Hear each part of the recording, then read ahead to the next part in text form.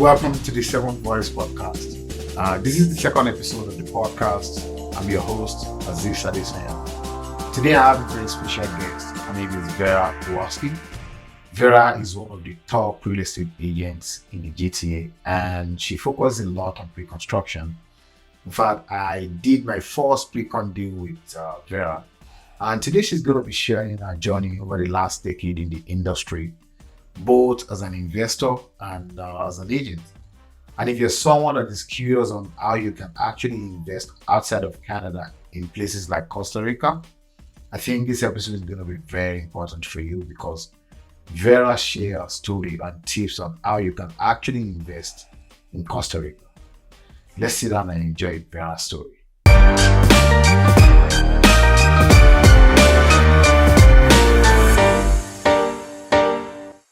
Today I'm with someone that I really respect a lot. I think someone that will always be part of my journey because I did my first pre-con with her. She's one of I will call her the queen of pre-con. She's one of big real estate here in the GTA. I'm here today with Vera Kowalsky. If I don't pronounce your name very well, please tell me. I'm not very good with it, but did I pronounce it very well? You pronounced it well. Oh, you did. I did well. Vera, you want to introduce yourself to my audience, who you are, how you got into the business and everything. Absolutely. Thank you, Azeez, for having me today. Thank you it's so a much pleasure. Working with you for our first deal, it was quite exciting, Exactly. Working in Ontario, doing our first deal in Calgary, which is a big deal for your client as well. Exactly. Now, a little bit about myself and how I got into real estate, I would say, is I was very young. I was about 17. I used to be a recruiter for real estate. 17 years? Yeah, I used to work for a company called GMAC Realty. They're no longer around. Okay. And at that point, the broker of record actually said, you should be a real estate agent. Wow. And I was too young at the time, to figure, no, I don't think so, right? People won't trust me, right? You have to have a more mature look, right, to be trusted in the business. But now I don't think that's really what it is. It's just being more knowledgeable, understanding what the client wants, understanding what the market is doing, and then you can educate yourself and educate the client. I like the word educate you use. Because Educating. I think a lot of real estate don't do that. They sell. Yeah, And I they think do. the education part is... So The education part's the biggest, right? Exactly. Then throughout my journey, I actually bought my first pre-construction when I was 21 years old. Oh. I bought that downtown Toronto when we still had 5% deposits. There wasn't any more than 5%. You just had to put 5% down. Oh my God. I had purchased that property at the time, and then my life changed after 4 or 5 years. I no longer, that one bedroom wasn't working for me. So what I did was I actually took the plunge. I found some real estate agent actually on social media, funny enough. Okay. Being a realtor myself at the time, I went and found a realtor, which is untraditional to do. Yes. But again, I wanted to remove myself out, not to be emotionally connected to the property anymore. Okay. So I had hired actually an assignment, a realtor. And I told him, this is what I want to make. This is how much money I need. If you can sell it, you get your full commission. Wow. I won't discount, I won't do anything, just get it done.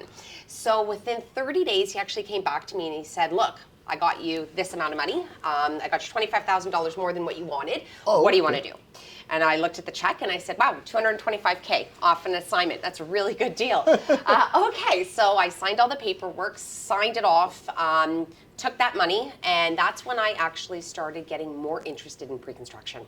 Okay. Into that business, seeing really what it was capable of doing. Okay. Then I just kind of took that money and started reinvesting it into multiple different forms.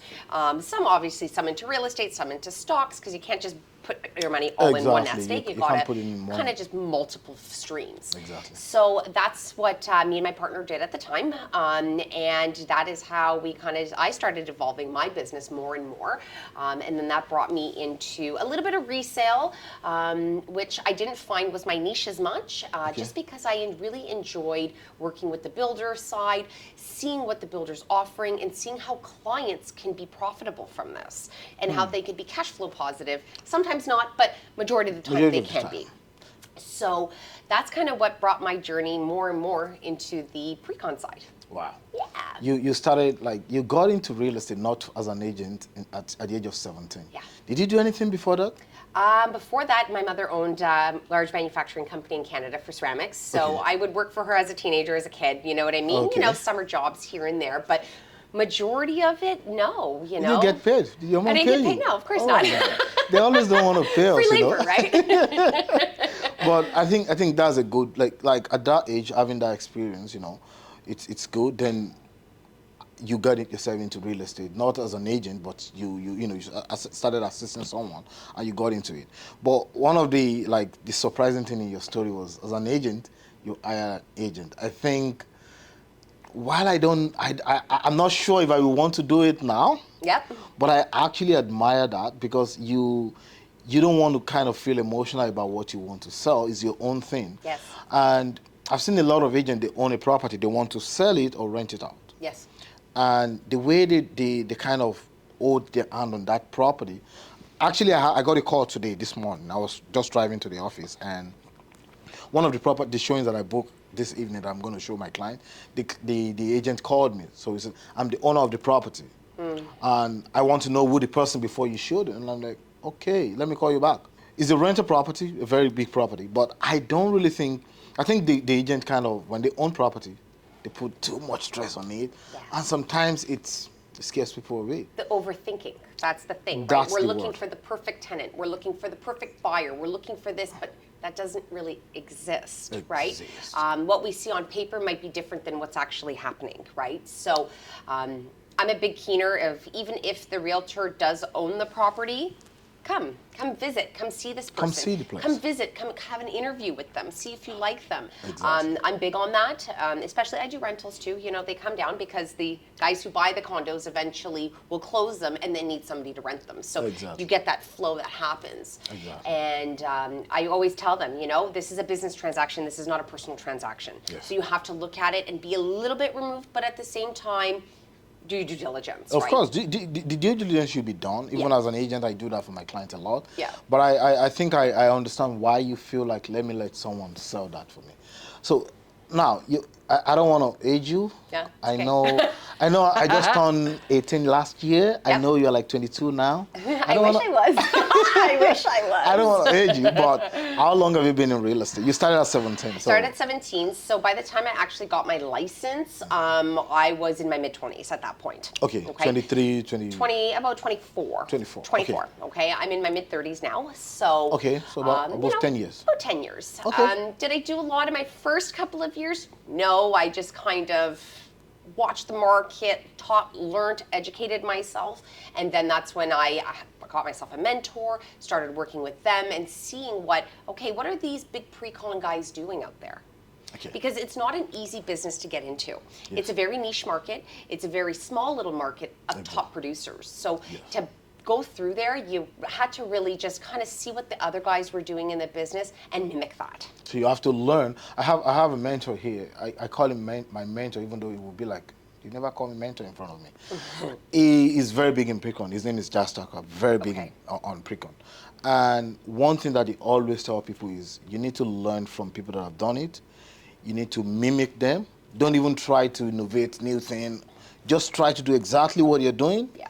And then as time goes on, you can start putting your own flavor on whatever you learn from them, then to call it your own, right? Yep. And I think that learning part is very, very important for anyone that is getting into real estate or want to actually sell pre-con.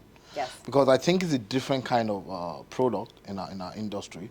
You can easily, show someone a house, they like it. Some people might like the sink. For me, when I get into a house with a client, I always look at the kitchen, because I love cooking, right? Yeah. So, but I'm not the one to buy the property. Yes. But I think this kitchen is amazing, right?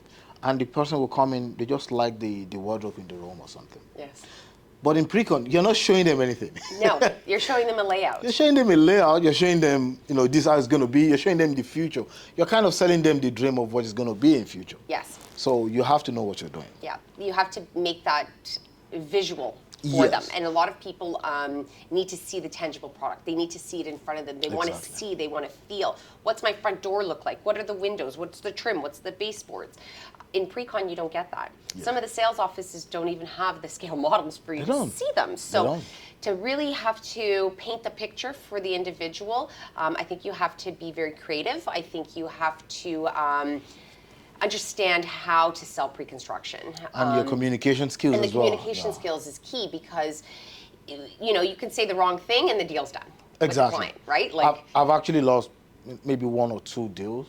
Likewise. Not because even what I said, but because after I explained everything to them, show them data. I'm a data guy, so I always try to kind of push that to client to know why this might be very important. But they might just have a conversation with one person and say something wrong. Instead of them to come back to me and ask that question, they just say, I don't think I should do it. Yes. And I'm going to tell you a very short story. That same deal you and I did, the lady that bought it supposed to come with her friend. Okay. To meet me to have that conversation before they buy it. And the other lady, the friend did not show up because she was thinking, she's not sure. That was last year, April 2022. And fast forward to today, the other lady bought it. The builder now, they're trying to launch the phase 2. Yes. And it's now $100,000 more than what we bought it last year. So now our friend called me about a month and a half ago. I've been asking to call me like since last year. You know what she told me? I wish I came with her to you and buy that property. So sometimes they hear something, and I told her, so why don't you come? She was like, someone told me pre-con is nothing, that you didn't get into it. I get it. There are a lot of things out there. Yes. You've been in the industry now for over 10 years, if I'm not mistaken. You must have seen some changes in pre-con, in real estate in general. Absolutely.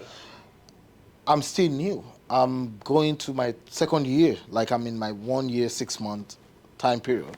You've been there like 10 years. What have you seen as changes that have happened in pre-con specifically? Have you seen more people interested in it, or you feel like it's not it's not really attractive to buyers these days? What do you think? I see more buyers going towards it. Could that be because we have more people coming to Canada, though? Yes, we do. Okay. We have the influx of immigrants coming to Canada. That's one thing. Okay. Another thing is the interest rates. Okay. So what's happening is you see a lot of people who don't have that current down payment, or they don't pass the stress test for whatever reason it is. Okay. So what ends up happening is pre-construction is an alternative route for them. Yes. It allows them to save some money while they're making their down payments. It allows them to fix their credit if they need to. Yes. Let's say, for example, if they're not mortgageable right now, Yes. they will be able to be mortgageable within a 3 to 4 year period, as long as they're, keeping their Committed to finances it. committed. You have to be committed to it. Exactly. And not using the assignment as a sale tactic. Okay. An assignment, I always say, don't I'm buy gonna talk about to assignment. assign. Buy to close. You must Yes. buy to close. But in the event if something does happen Yes. in your life, that's your backup plan. Okay. Okay. Assignments, yes, they could be very lucrative. In today's day, I think the assignments aren't moving as fast as they were, let's say, 2-3 years ago. That's just because there's more influx of inventory on the Exactly. market. And you can find really good deals in the pre-con side still that are equivalent to the assignment side. Exactly. So where do you move that client, right? I was actually about to ask you about assignment. I'm happy you actually touch on it, because when I educate my client, anyone that come to my world and they ask question about pre-con, I always tell them, don't buy to assign, buy to close. But all the pre-construction I'm going to bring to you will have assignment clause. Yes. The reason is we never know what will happen. Yeah. In 2-3 years, you might actually need to sell. Yeah. But if you plan to close a project, your mind is on closing. I have a pre-con now. Yes. I'm not thinking of assigning it. I'm not. Now, at that time, many things can happen.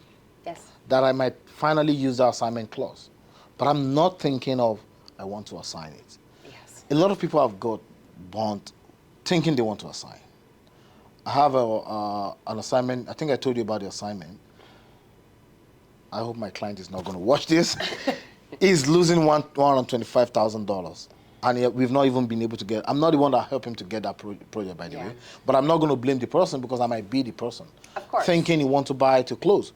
And he said he actually wanted to close before, but I think he put a lot of things in his basket. He has like 3 properties to close. Now, that property, we couldn't sell it. We have not been able to sell it. What will you say to people that, like, in your own experience, how many people have you seen get bond in buying to assign and they couldn't assign? A lot. Okay. A lot. Because they go on the basis, they've seen their friends make money. Yes. Right? Oh, my friend made this money. Make or, my 100,000 friend and he did doesn't that. even see the property, right? Never seen the property. But then they have that stuck in their mind that that's how they can make quick money. Real Yes. estate is not quick money. Real estate is a money. long-term haul. I mean, it was quick money. Maybe in 2021, 2022, you could buy a house, put the 20% down, 3 months later, flip it, Flip make it. another 100K, walk away. Yes. But that's an untraditional market. Yes. I think the market we're in right now is very normal. I think, yes, with a little bit of inflated interest rate, but we're still normal. Yes. I think what we're seeing, the lack of inventory because the confidence is not there from the sellers or the buyers yet, but that's going to slowly come back. But definitely doing the buy to assign tactic, you really could put yourself in a really bad corner, and you can lose a lot of money. That's the thing. You end up losing money, and then there's the consequences that come from the builder thereafter. So it's not just losing a deposit; it's losing much more than a deposit. So that's like me. I always stress: if you're buying to assign it, don't call me for your assignment. That's it. That's it. Because I might not be able to assign it for you. Just don't think about it when it happens. But I'm telling you now, don't.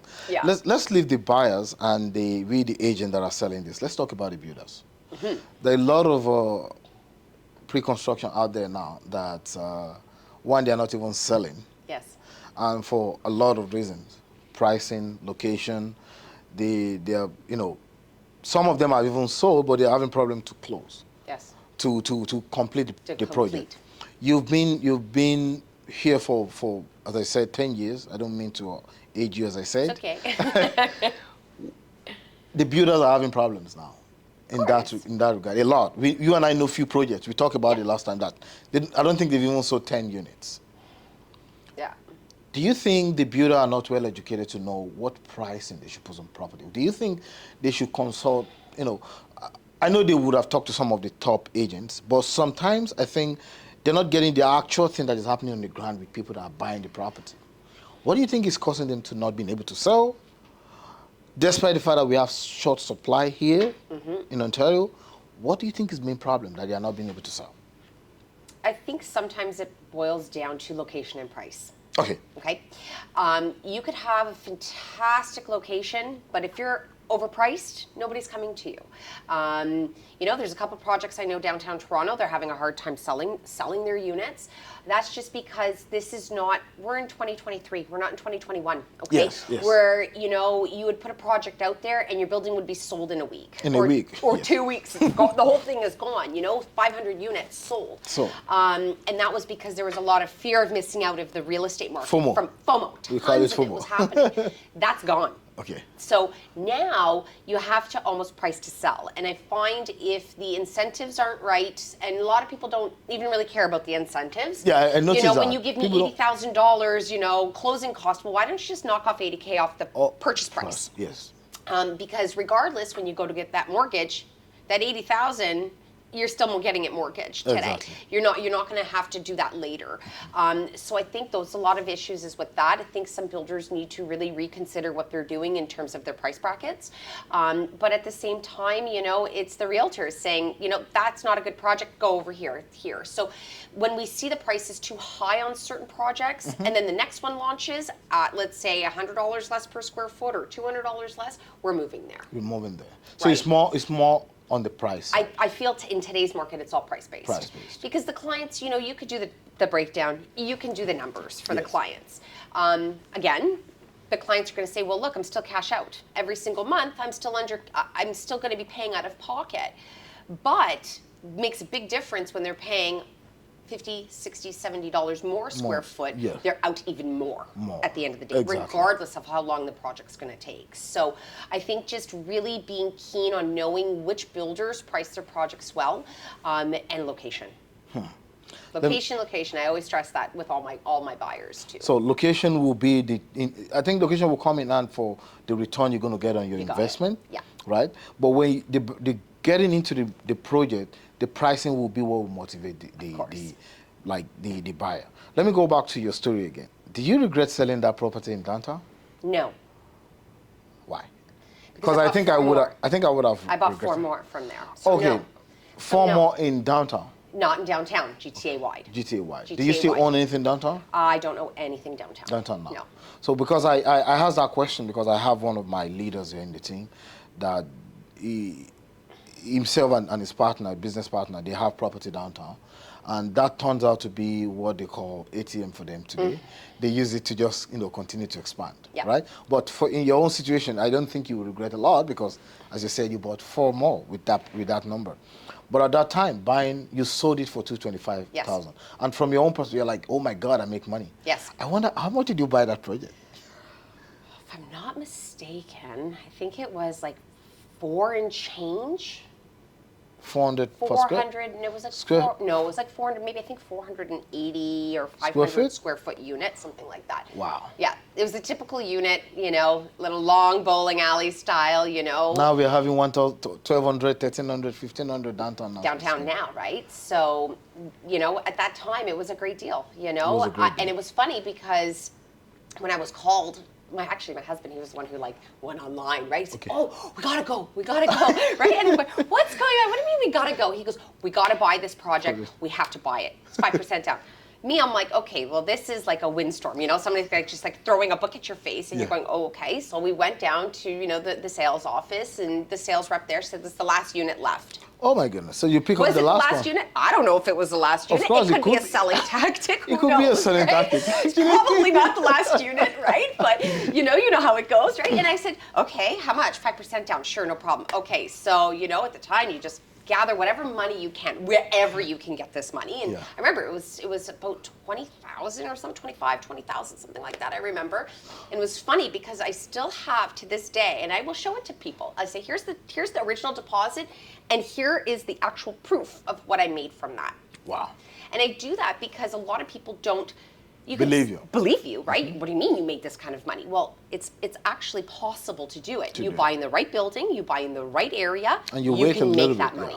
And I strongly believe that if you still do that in today's market, if you buy the right building, you can flip it in a couple of years and make some good money. Because there is an ROI every year downtown Toronto. Right? I agree with you. So, you know, downtown, I always say is a safe haven. If you buy downtown, you will always do well.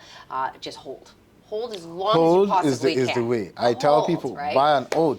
When you think of real estate and you think 3 years, I wouldn't say don't come to me. Of course, I'll help you to get what you need. Yes. But 3 years, you could, you know, you never know. If you buy in 2021 thinking, I'm going to sell it in 2023, just 2 years, you're not going to be able to sell it for what you even bought it for. I probably But I can assure you, if you wait for 5 to 10 years, you will make enough profit on it, right? Absolutely. I want us to go back to one of the things you mentioned Yes. with your story. You talk about mentorship, Yes. coaching.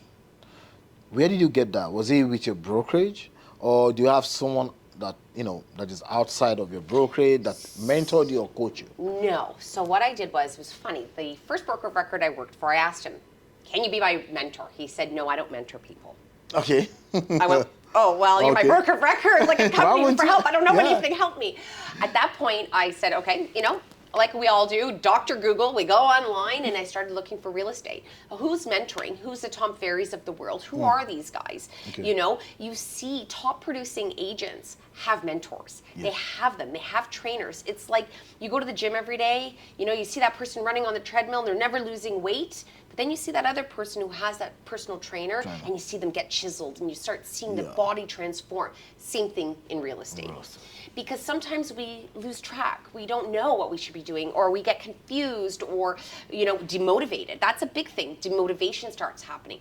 And we're accountable for ourselves. Exactly. We don't have a boss. It's our business. It's our business. Yeah. So when you have a mentor or you have a trainer, you have a little bit of accountability. Yes. You know, did you make your phone calls today? Did you do your follow-ups? Did you do your emails? Those are crucial things in your business, right? And then they leads back to them helping you build a business plan.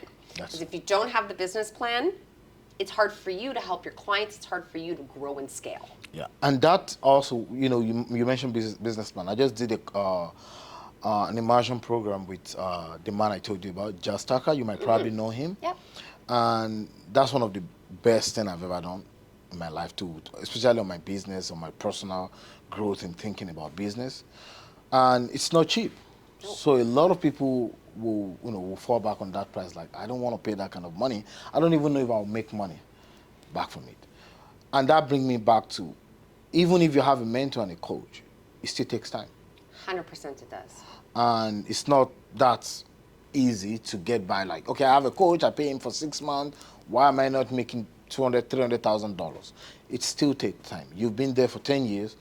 Most of the coaching you might have done in your first 3 years is now showing now. Yeah. Because you've seen it, you've heard it. Now when you encounter something like that again, you can you can navigate. Like when I started real estate, my first 4 months, there are things that really just piss me off when I hear it. But now when I hear it, I'm just going to tell the person, calm down, let me give you a call back. Yes. Because I know I've heard it now. Yes. I'm still new in the industry, but because I've heard something like that before at the beginning, I know how it works. So let's go back. Did you do all this as a new agent? They always tell us, make calls, do door knocking, do open houses. I've done everything as a new agent.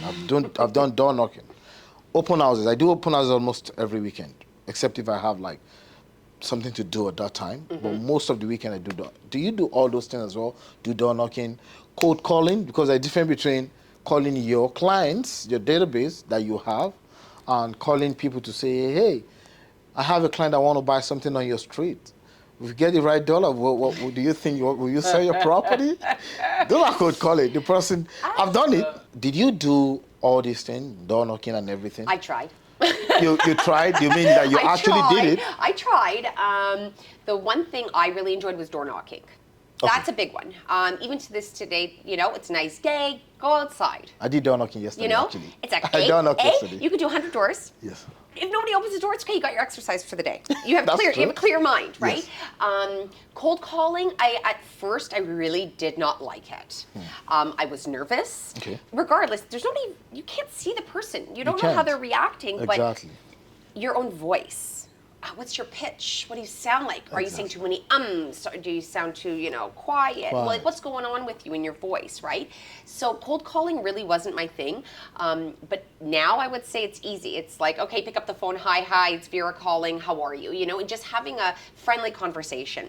I find when you come off too salesy, they don't want to deal with you. What is salesy to you? What would you describe if someone feels salesy? Because, that Like, word... the telemarketers that call you, hi, duck cleaning. You know what's coming. You know what's happening, Okay. When it's more coming on a softer approach to them, just asking questions that they almost unexpect you to ask them. You put them in a little bit of an uncomfortable place, but they'll be okay to answer the question. Okay. And then it's easier for you to lead it into the next, which is, are you available to grab a coffee, to chat, to see what are your investment goals, what are your resale goals? Okay. That's an easier transition, opposed to, hi, it's Vera calling, you registered for this project. Do you want to buy it or not?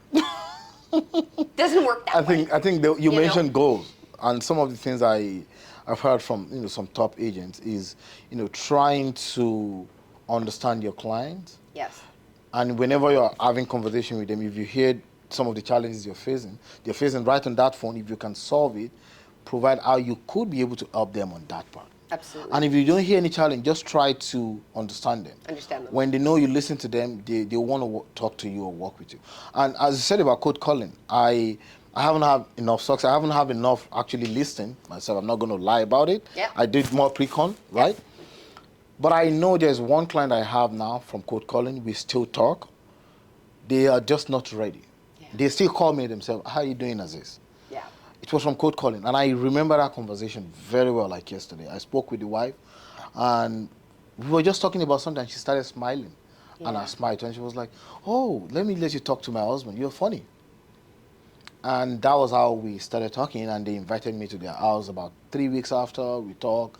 Like, they still call me up till now. They just don't want to sell now because they've owned the property for 40 years. Not ready. So the wife is like, I don't want to let this property go. Yeah. But they really want to smart size. I mean, they want to go to a smaller place now because they've raised all their kids there. So I agree that it works sometimes. Yes. But at the beginning, it could be tough. Yeah. And I would say that's one or two, good conversation I have from cold calling. And when you mentioned door knocking, I really like door knocking because I've had some great conversation from door knocking. Mm-hmm. And some of them, I followed up with them, and we are still in contact. They receive my newsletter, and they get back to me. The thing I like about it is right away, you will know if someone really want to do something with you or not. Yes. That by the way you look, that by the way you dress, that by the way you talk, you can actually have it. That feedback is there right away. Yes. It doesn't mean you're not going to continue the conversation, but you know you can move to the next one. Yeah. People like when they talk to you belly to belly, having conversation, right? Absolutely. So I think that's one of the reasons why I would like door knocking. Door knocking, yeah. And you said you like it, but did you get any success from it? I did. I farmed in my own neighborhood. So, Okay. you So know, you're a I fan know of this. farming Oh, as well. hi, how are you? You know, they already knew who I was because they would see me in the neighborhood. Okay. So it almost was a softer approach, knocking Okay. on the door. Hi, I've lived here for 25 years. You know, I grew up in the neighborhood. I know the schools. I know how it's transforming. So I think it's important to farm in a neighborhood that you know well, Okay. because then you can regardless of educating the person at the door, Okay. you know that neighborhood. You know Exactly. how it's transforming. You know what's new and what's old. What is old? So going into a foreign neighborhood, Okay. you know, they ask you a question, you can't answer don't- it. I can't answer it. Unless you've really done your homework. Yeah, on that's the what I do neighborhood, sometimes. right? I do homework before I go, especially if it's not where I live. Yeah. So I get it. Like being in that neighborhood helps a lot. Yeah. Like farming, I can hear that you're a big fan of farming, right? Farming is a big thing. I'm still working on it. I'm not, there yet when it comes to farming, Yep. but I've seen a lot of top agents talk about it a lot. They do. Let- Even pre-con guys do it. You'd be surprised. Pre-construction agents do it too. I know a couple of them. They dominate, Okay. the western side. So when there's a new project that comes out, guess what happens? They're go. sending that mailer in the mail stream with their picture on it, with everything. Okay. They recognize that agent. That's So the true. chances are, if Vera picks up the phone because they registered online, they may not answer it. But if the farming agent Agent calls and calls says, them. hi, I'm the platinum agent for this project, chances are they're going to go with that guy. That's it. So it's a little, there's little tricks to the business too. But that happens over your time of growth, right? Yeah, in the that's true. business. Let me go back to getting access to the builder. It was tough when I started 2 years ago. I remember there was a project that one of my clients wanted to get. Everything was great and we didn't get it. They told me they're going to give us something more expensive. If I can sell it, they're fine. They will give me that. Yes. So getting access is tough Very at that tough. time. But I believe it's changing now. Do you think it's because of the market that the builder are kind of getting softer in giving that access, or it's still tough to get? Of course, they will still it recognize depends on the their own builder. agent, like the top agent. I think it all depends on the builders, Okay. but now I think they've opened the doors more, just because that let's say that top 20 or 25 or 50 agents, they need more agents to sell. So for example, there was a big project that launched in Etobicoke, and they had a gathering. I think there was about 600 agents that went there. Okay. Okay. Where before it would be very difficult to deal with that deal- type of builder because it would only give certain amount of allocations to people. certain agents. Exactly. But now today's market, we need more agents to sell the units. And then the market have changed as And the well. market's The dynamics changed. have changed. Okay. So I think now it'll be a little bit easier for certain people, but to get those really good units that you want, you're going to still have to go through that platinum Exactly. agent, They right? still need to go through agent that the builder recognize. Yeah. Let's go a little bit international now. Sure. Let's go. Let's When- travel. When we have conversation, you and I, we talk about, we chat about a lot of things, and Yep. then we end up to something that will be like, oh, this is what we should talk about. Yep. We were having a conversation one day. You told me about your investment or your plan to invest in Costa Rica. Yes. I think you've done it already. Done it already, yeah.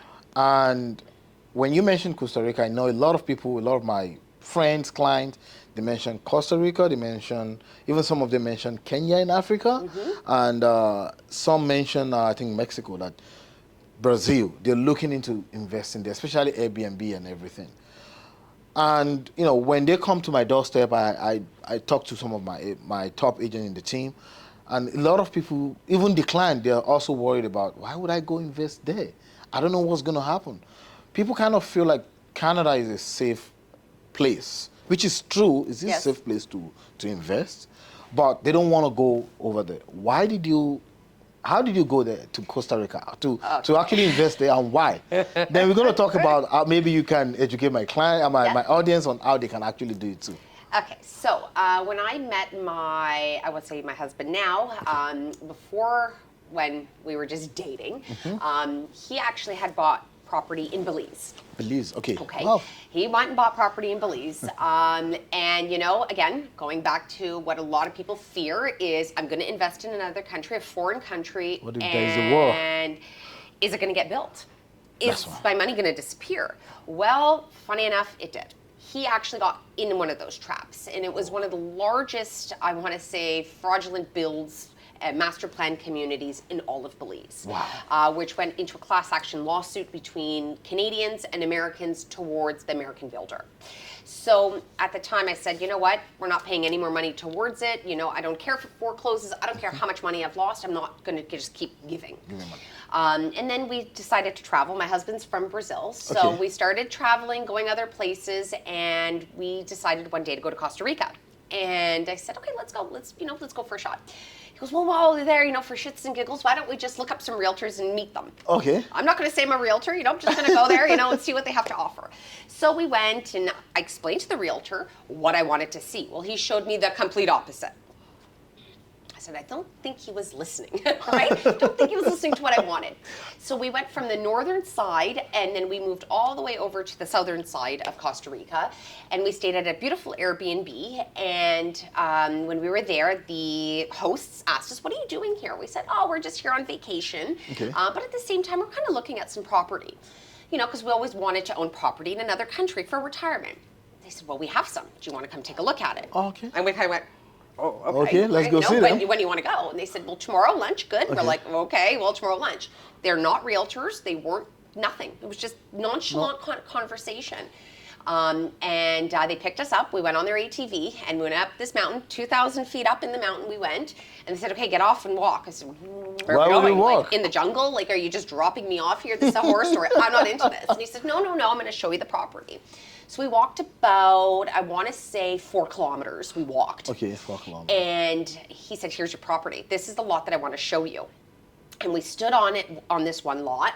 And I said, something doesn't jive here, you know? I kind of in tune a little bit with what I like and what I don't like. And I said, I looked at him, I said, no, not this one. I said, there's another one here. He goes, yeah, let's go this way through the path. And we ended up going. And we stood on this lot, and it's a 3.5 acre lot. About the elevation's about 2,100 feet up, and it had a 360 degree view. Okay. So 180 degrees of ocean, and the other 180 of literally jungle, and you would name it, it's there.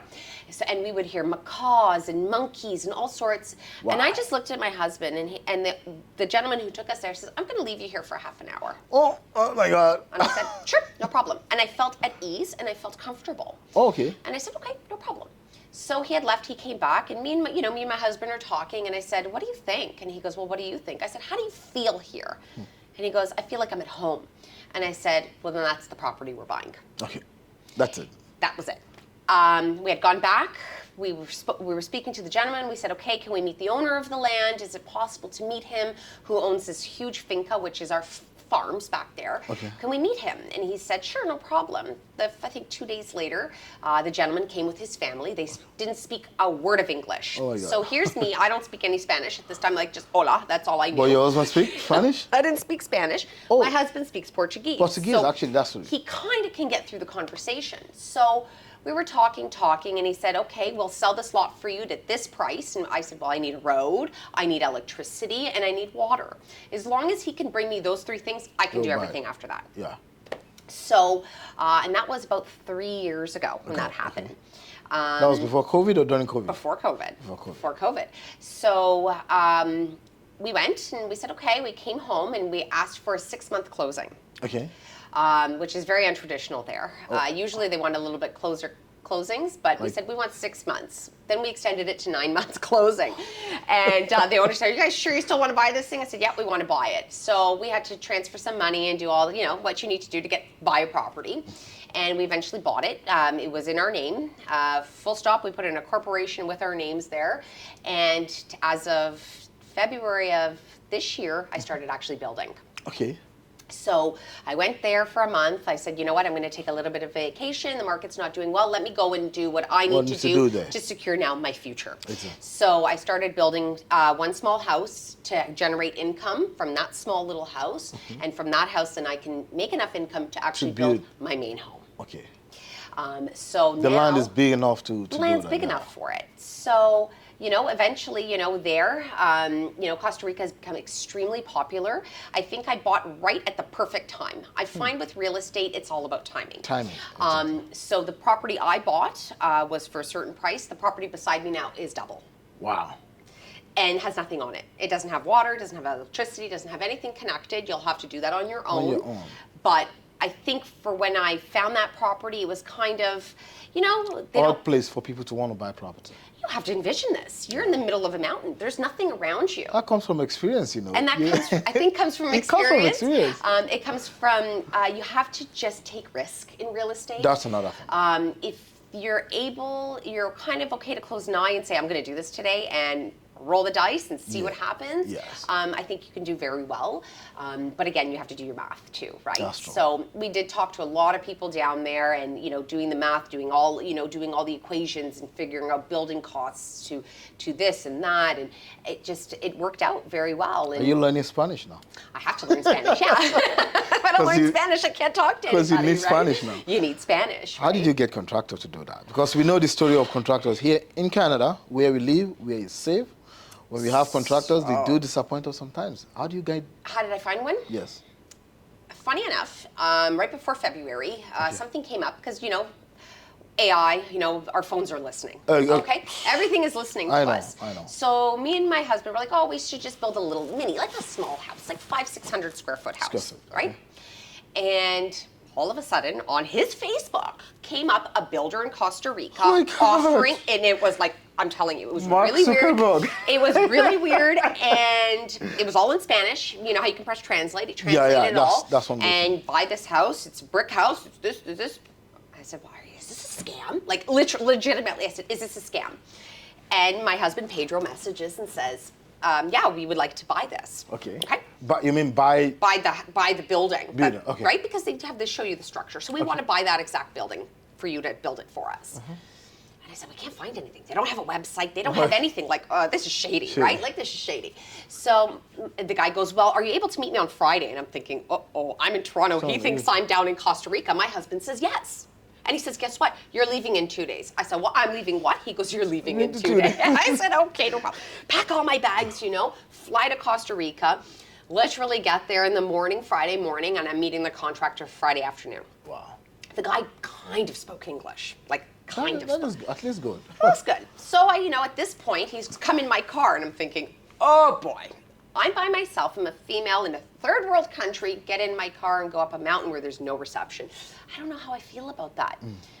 Then I just kind of took a deep breath and I said, how do you feel? What's the energy that you're getting from this individual? Because I find in real estate, it's all about the vibe between the two of us. Exactly. If I think there's something wrong with you, I'm not working with you. I to be honest, I agree with you. You know, our intuition, our gut tells us always. And my gut said, he's okay. 90% okay. You know, hop in the car. So I hopped in and I said, this is my property. This is where I want to build it. This is what I want to do. I said, you have 30 days. I'm out of here in 30 days. He goes, where are you going? Don't you live here? And I said, no, I live in Canada. And he goes, oh, okay. And there was rain, because now we're going into tropical country. Yeah. So, rain. And I'm going, oh my God, this thing's never going to get built. So then I had to extend my vacation by another 2 weeks. Oh, okay. By the time that 2-week period happened, they had completed the shell, they put up everything, the doors, windows now are going in, but at that time the whole shell was done, the roof, everything. But was it a risk? 100% it was. Was I nervous doing that? 100% I was. Dealing with a massive language barrier, like I'm saying I want eavesdrops and they're talking something else to me and I'm going Google Translate. Wow. Read. This is what I want. Wow. I want black trim. He goes, it doesn't exist. And I go, well, find it. Oh my God. Like, I don't care how you do it. This is what I want. Let's try to accomplish what I want. And if you do it, I'm sure I can find you more clients to build down here. And I think that's one thing that some contractors will look at it like, okay, a woman coming here talking to us, this very strong voice, she's not scared. Even you might be scared, but you're not showing that you're scared. No. They see that they have to do well because you can give them more businesses, right? Yes. And in our industry, women do more in Canada in terms of making money, but the number of women that are in the industry that are actually making more is not actually up to. Let's say we are 100 women in real estate. I think about 30 of them are doing well. Those 30 might be leading both men and women. Yes. The remaining 70, I think there's a little bit of pushback there in terms of confidence, being strong. A lot of women don't even find their voice very well in doing things. Yeah. And I find you to be a different, because even as a man, because we always think we are strong. We are not, by the way. I would think twice before going to Costa Rica alone. And you did it. What will you tell like people that are thinking of investing in, I mean, not all countries will be as safe as Costa Rica. Let's just use Costa Rica. What will you tell them? All this barrier that you are able to kind of still, pass by, what will you be your advice to them? Go first. Okay. Don't read everything you see online. Yes. Take the vacation. Go there. Yes. Explore the whole country. Yes. Go into the native neighborhoods. Don't go into the tourist traps, because the tourist areas is where, It's just for tourists. It's for tourists. It's like, I used to live in Dubai, sorry. And when people come to Dubai, they say Dubai is very expensive. And for me, Dubai is one of the cheapest places I've lived. Cheaper than Canada. But I tell them, you come to Dubai and you go to Dubai Mall, you go to these big malls to buy things, you're spending money. Yes. Go to the local places, eat in those restaurants. So continue. I think going to those places you got to go to them. You got to meet the native people. That's it. Yes, you can go to Costa Rica, and there's a lot of Canadian builders, a lot of American builders, and they're going to charge you $1,400, $1,500, $1,600 a square foot to build. Oh my God. Or you go to the native guy, which now you're supporting the country, you're supporting them, you're supporting their communities. And they do it for a fraction of the price. And guess what? They're going to be loyal. They're going to do their your job, work very well. and they're going to do it very well. I don't need Canadian-style building in Costa Rica. In Costa Rica, yeah. You want to enjoy that life. Different. I I don't need this grand, huge house that we would have, in Vaughan or Cal. I don't need that. I need small luxury. Exactly. You're there more to be in the outdoors, enjoy the nature. So that's why I say go there, explore the whole country, no matter what country you're going into, talk to the native people, see what's going on, and then you can get your feel if you like it or not. Exactly. And then you make a decision if it's a place to invest. Exactly. I don't want to take much of your time, but I would want us to talk about the beginning, your journey at the beginning. Yes. What would you advise new agents? Because there are a lot of people. We have about 80,000 agents now in the GTA, and I think we're going to continue to have more. Of course, many will leave as well. Yes. Right? And many of them leave before 5 years, before 3 years, because of distress and everything in real estate. What would you advise for someone that's been there for 10 years? What would you advise new agents to do? I mean, we can't tell them not to leave if they want to leave. Well, how would you advise them to be able to succeed at the beginning? It's not a 9-to-5 job. It's a 24-hour, 7 days a week job. I wish someone told me that. That is 26 hours out of 24 hours. If you are with your family, the client calls, you're answering the phone. It's not, I'll talk to you later. Because you forget. You forget. Yeah. You have to really dedicate yourself. You have to find what makes you passionate about the choice you've made to step into the field of real estate. There's a lot of competition out there. There's a lot of sharks out there. And you just really have to really work at it. Make sure you have a goal. Set the goal, and don't set the goal too low. Set it high so you know you can achieve it. Because if you set it too low and you hit it, well, this is just easy then. Yeah, that's it. Then then it'll be a trickle effect. It'll just get worse for you. So always set high goals, hit those goals, try to hit them, but at the same time, don't put too much pressure on yourself. That's it. Because I know some people set too much goal. I know someone that told me in his first year, he's going to make 40 transactions. I know that's a good goal. That's a good goal to make, and it's possible. Yes. But if you don't make it, how are you going to react to it? That's the problem. Why don't you say, okay, I want to, my first 6 months, I want to make sure I talk to a lot of people. I go out for events. At least every week I go for events. Yes. I talk to people. I meet people. Yes. I think those are goals that will get you closer to more transactions. Yes. Because if you don't know anyone, or even you know a lot of people know me as I work in IT. Most of my network, they know that. And I know some of them still don't trust me even though I'm going 2 years. Some of them have trusted me now with their thing. Yeah. They still see me as a data scientist or data analyst. Yes. They don't see me in real estate yet. So for you to think you have a big network, I think that goal, if it's too big, you might be frustrated as well. Like I know a lot of they always teach us in school, right? Sphere of influence, influence. Did my sphere of influence buy from me? None. No.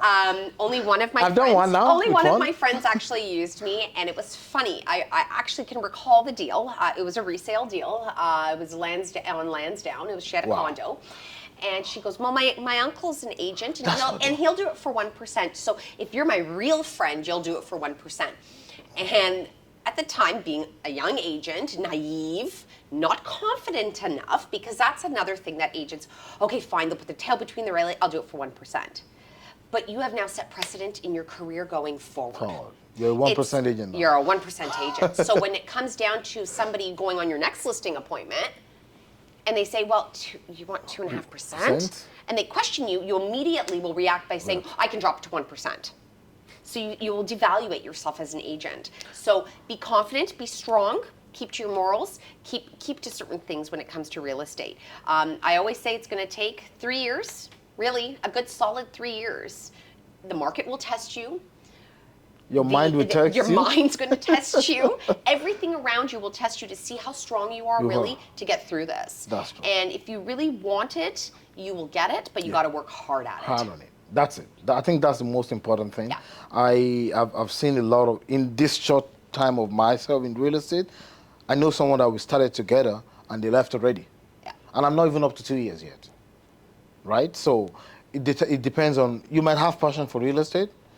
I don't think a lot of us even have the passion at the beginning. Someone just told us that we speak very well. We'll be good as a real estate agent. Yes. And then we see someone driving Ferrari, we want to buy it. Yep. I think most of the people, that's how they got into it. And at the first 6 months, you start knowing the truth, especially if you're doing it full time. Yes. If you're doing it part time, you might not know the reality of the market. Your mind's not there. Right? Because but if you do it full time, you'll know. You'll know. So it takes time. It takes dedication. I am still in the process. I'm still dedicating my time. I know I love real estate. As I told you, I think whenever I go and show properties to people, it's just feel different for me. I always see different houses. Like I'm beginning to kind of imagine a lot of things about houses now because I've seen a lot. And I told you, I love cooking. When I go into the house, my first place is kitchen. Kitchen. When the kitchen is so nice, that's a nice place for me because at the end of the day, my client might ask me, Azeez, what do you think about this house? Because they want your opinion as well. My first reaction is, I love the kitchen. Or if the kitchen doesn't look, I'm like, the house looks nice, but kitchen is so important as well. So I think the passion, you have something that actually connects you with real estate. Absolutely. And that will help you. I know we've had almost 45-minute conversation. I don't need to actually do any advert for you. You're already top agent there. But still, I will still want to know, where can people connect with you? They can connect with me on either Instagram, Facebook. They can get me on WhatsApp, any which way. I'm pretty well versed around, getting connected with me one way or another. But on your Instagram, they can actually reach out. Yes, they can. And before I let you go, actually, I know you have a team or you have a brokerage of yours? No, so I'm a VP of a brokerage. A brokerage, because I know that's, Yeah. when we connect, and you guys focus a lot on pre-con. Pre-con. I would say about 98% of our business is all pre-construction. On pre-construction. Yeah. Okay. So I really appreciate your time pleasure. today. Thank you Absolutely. so much. My I hope pleasure. we're going to have more conversations in the Yes, future. for sure.